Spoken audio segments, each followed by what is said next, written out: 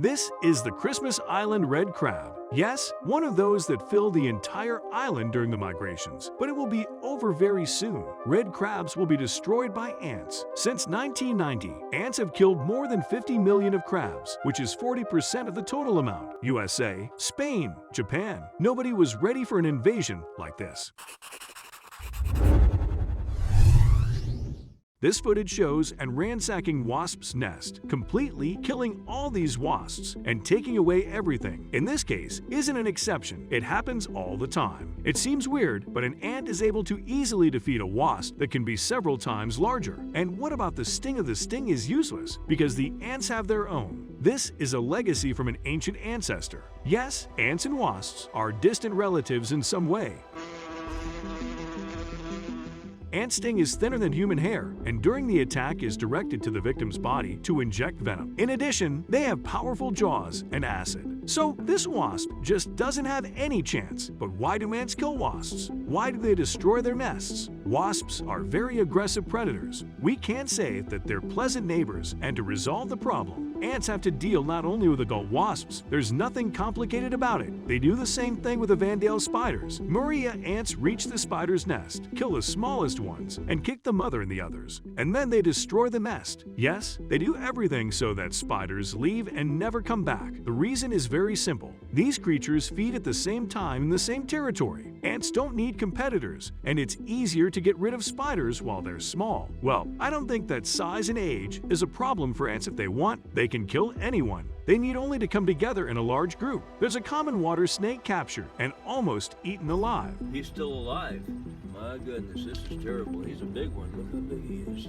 Or, for example, another snake that was also unlucky to meet ants. Ants need only a few hours to eat a whole gecko, or as I said, a rather big spider. Just give ants enough time to do it. They have all the other resources. But how could it be that such small creatures have such an arsenal of weapons? And all this doesn't contradict any laws of nature. Not really. Ants are the most ancient insects. They exist, and even more than 100 million years ago. And of course, all this time they had to fight to survive. They fought so much and so often that it was very important to their evolution. And it doesn't matter that many enemies just died out during this time. For example, in the distant past, the main enemies of ancient ants were dinosaurs, birds, and mammals. At that time, ants were able to use their powerful stings, but it was useless against the other insects. Then their sting was transformed into a chemical delivery system that could be used against other ants. Jaws also help a lot. Some ants are able to explode and spray everything around them with a sticky substance. Others can spit at their enemies. It seems 2 million years more in ants with guns. It's similar to the development of the artificial intelligence. There are many examples how it not only learned during the game, but is also able to find a flaw in the system. Yes, even today, artificial intelligence can hack a simple game and find a way to break the rules.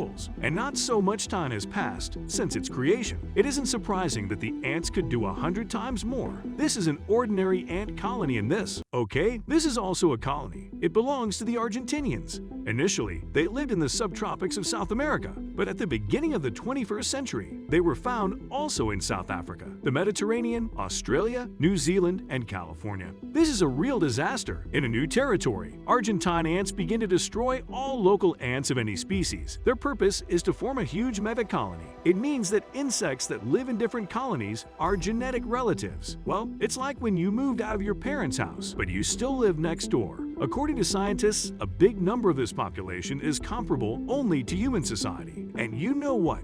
These colonies continue to grow. I wonder what other insects feel when they see such an army of orcs. I wanted to say if Argentina ants to the understanding that there's no Gandalf to save them.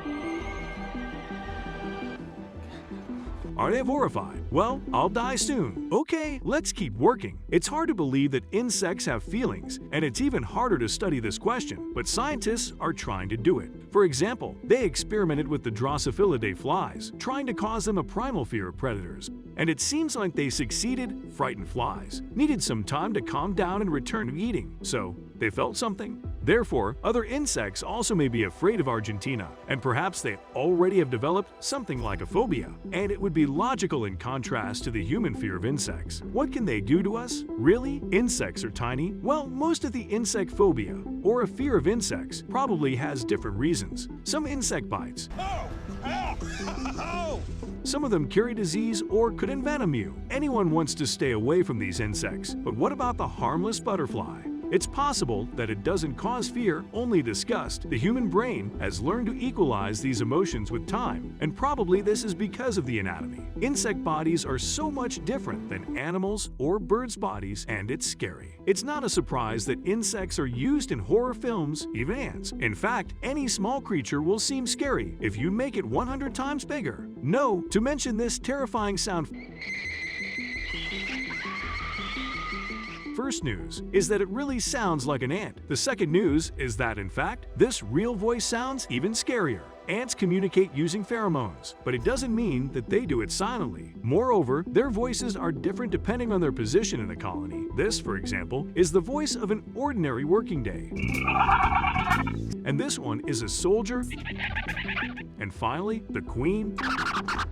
It's amazing how in 1954 the filmmakers were able to guess and intonations. Would real ants be scared if they had seen their huge copy? It's hard to say. Apparently, ants, as well as animals, don't have an abstract fear of death. They aren't afraid to cease to exist. They are afraid only of the things that can kill them. For example, they can be afraid of one particular predator, and it's really different from human perception. In most cases, we're alarmed by everything connected with the conception of death, especially if these things are human remains.